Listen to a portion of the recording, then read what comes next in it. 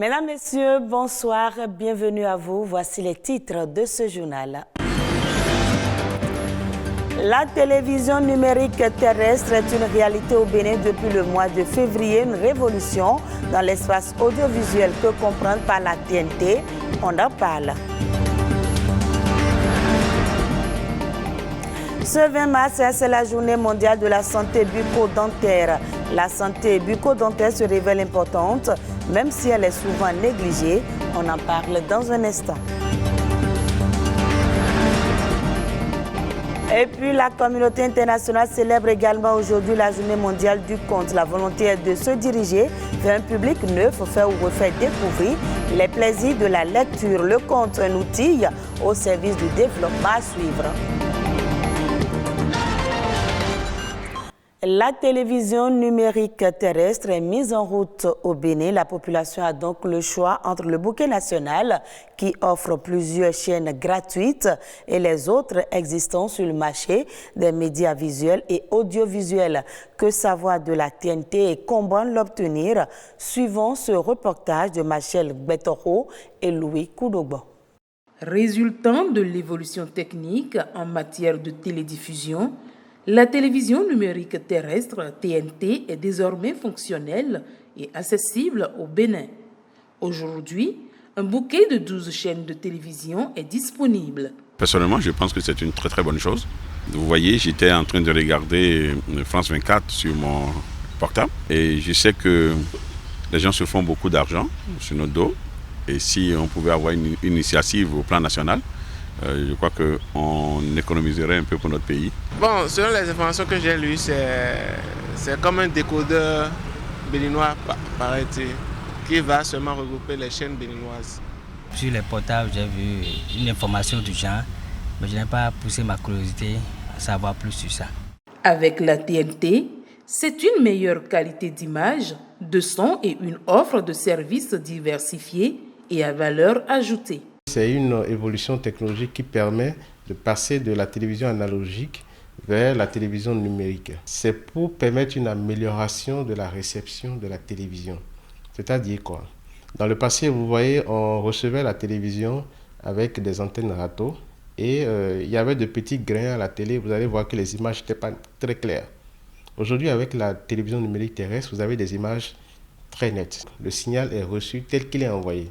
Donc vous avez une meilleure appréciation de la qualité de l'image. Pour bénéficier de cette avancée technologique, les téléspectateurs doivent se procurer un spécifique kit de décodeurs et d'antennes, lequel permet de bénéficier d'une diversité de chaînes sans aucun abonnement mensuel, une aubaine. C'est un confort d'appréciation de la télévision. Vous avez de meilleure qualité, ça change. Vous avez des images, des chaînes de télévision que vous recevez à la maison en free to air, c'est-à-dire sans payer un montant forfaitaire. Vous payez juste le décodeur et vous avez 12 chaînes de télévision à la maison sans payer de forfait mensuel. C'est un enjeu pour toutes les chaînes nationales, mais aussi pour l'économie béninoise. C'est la guerre des programmes. Il faut produire de façon massive, il faut produire aussi de qualité et avec des sujets pertinents pour pouvoir accrocher le téléspectateur. Ces fréquences sont commercialisées et ces fréquences sont attribuées aux opérateurs GSM et ça, c'est un enjeu économique pour les États. J'encourage cette initiative, simplement. Il faut que nous commencions nous-mêmes par écrire notre histoire et pas laisser les autres souvent parler de nous. La TNT, c'est nouveau, on va essayer de voir. C'est la facilité que nous cherchons. Donc, si on voit qu'il y a une meilleure prestation à ce niveau, on va se donner à ça et puis on va profiter du rendement que ça nous donne. Une diversité de programmes diffusés sur des chaînes nationales et internationales pour le bonheur des citoyens, c'est le défi de la TNT. Chaque année, à la date du 20 mars, la Journée internationale de la francophonie est célébrée dans le monde entier, dans les pays francophones, mais aussi ceux où la langue française est moins répandue. Cette date fait référence à la naissance le 20 mars 1970 à Niamey de l'Agence de coopération culturelle et technique qui deviendra plus tard l'Organisation internationale de la francophonie. On estime aujourd'hui que dans le monde, près de 3,5 milliards de personnes sont touchées par des affections bucco-dentaires. Les causes de cette situation sont entre autres une mauvaise alimentation riche en sucre, le tabagisme et la consommation excessive d'alcool. Ce 20 mars, journée dédiée à la santé bucco-dentaire, nous vous proposons de suivre ce reportage sur l'hygiène bucco-dentaire. L'hygiène bucco-dentaire est une combinaison d'actes qui permet de gâter sa bouche propre, saine et en bonne santé. Elle repose sur un certain nombre de principes. Pour avoir une bonne santé bucco-dentaire, il faudrait se brosser les dents le matin et le soir avant de se coucher. Lorsque tu utilises le charbon pour te brosser les dents, pas seulement ça, le fait de prendre soin de nettoyer les dents, on remarque soi-même que les dents ont tendance à devenir beaucoup plus blanchâtres. À part ça, il y a aussi de la bicarbonate qu'on peut utiliser pour se brosser. Si possible, 3 fois dans l'après-midi, on peut toutefois essayer de se brosser avant la soirée. Aux parents d'abord, très tôt de prendre soin des enfants à bas âge. Commencez par utiliser les pâtes pour les enfants et surtout essayer d'éviter à ce que les enfants prennent assez de produits sucrés, de prendre ça de façon modérée dès leur enfance. Cela va leur éviter ce mal que nous souffrons. Une mauvaise hygiène buccale est à l'origine des problèmes de santé bien connus. La maladie bucco-dentaire, il y a soit les maladies qui affectent directement les dents, il y a la carie dentaire, il y a les maladies parodontales. Parodontales, c'est-à-dire les tissus de soutien de la dent. Et il y a des maladies des muqueuses de la bouche aussi. Une mauvaise alimentation, le tabagisme et la consommation nocive d'alcool sont à la base des affections bucco-dentaires. D'abord, il faut la visite systématique chez un chirurgien dentiste une fois par an. Parce que c'est à lui de vous donner des conseils, même quand vous n'avez pas de problème. Il peut vous dire quelle brosse à dents vous devez utiliser, quelle méthode utiliser, quelle pâte dentifrice vous est le plus adapté. La base pour une bonne hygiène bucco-dentaire, c'est juste le brossage et l'utilisation des fils ou des brossettes interdentaires, pas les pics. On recommande de changer les brosses à dents tous les 6 mois. Et puis parfois l'usage de bains de bouche, mais seulement sous prescription du spécialiste. Selon l'Organisation mondiale de la santé, près de 3,5 milliards de personnes sont touchées par des affections bucco-dentaires.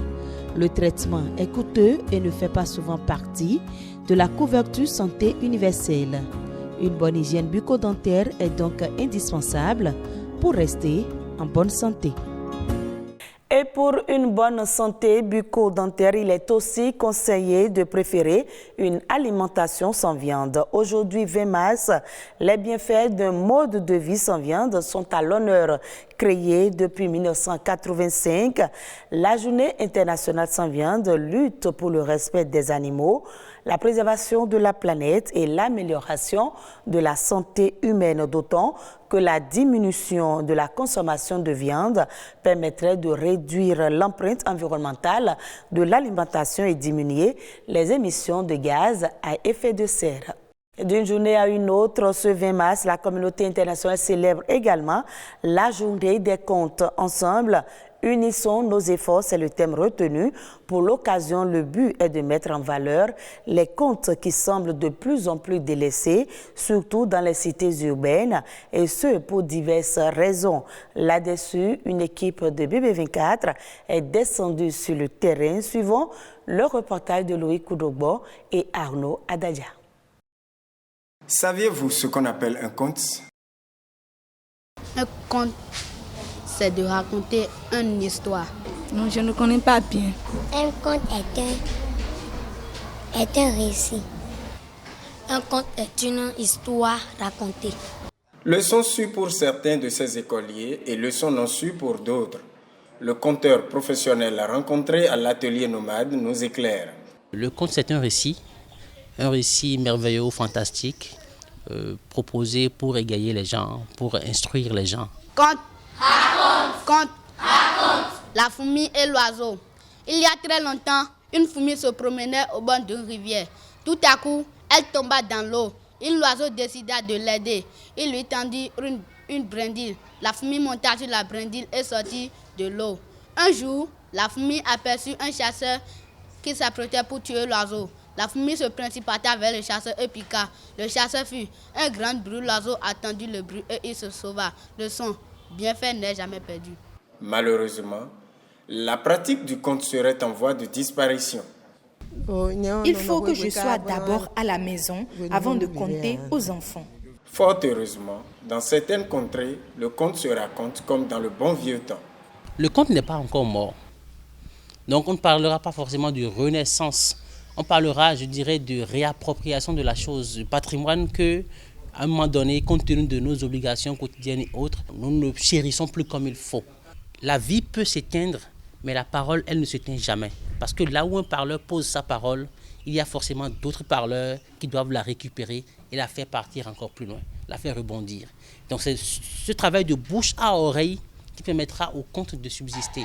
Cette directrice d'école s'évertue à enseigner et à donner le goût du conte à ses écoliers et élèves.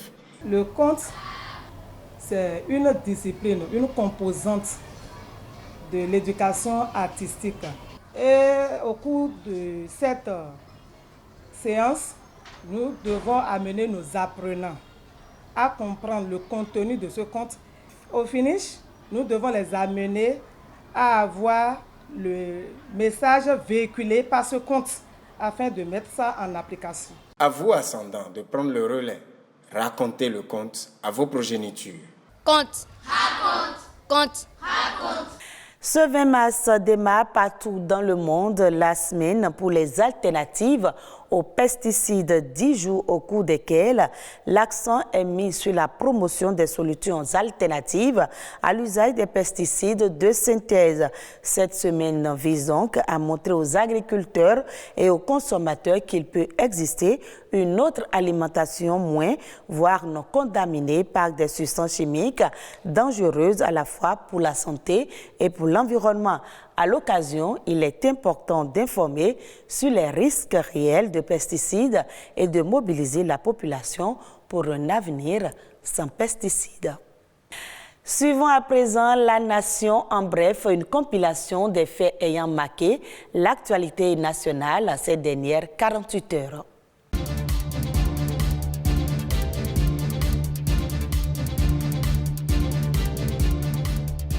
80 jeunes soudeurs et électriciens ont reçu leurs attestations au lycée technique professionnel d'Inan dans la commune de Bembereke.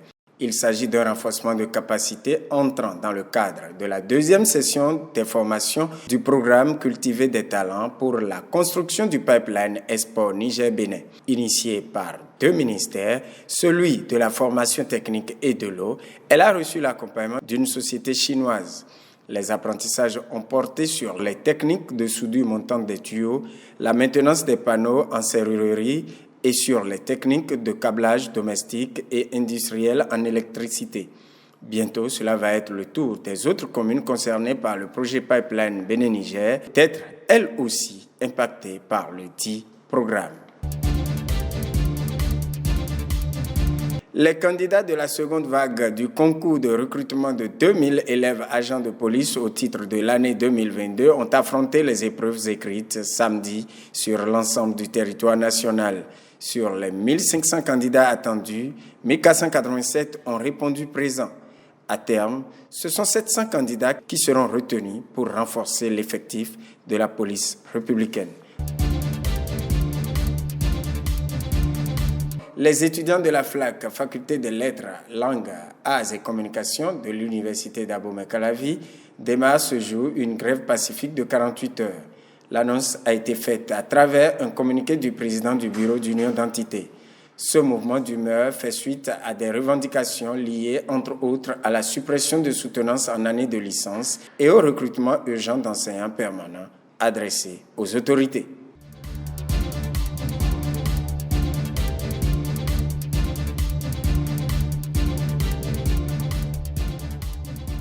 Et voilà qui vient mettre un thème à ce journal que vous pouvez suivre également sur le site de l'ORTB, www.ortb.bj. Merci à vous de l'avoir suivi.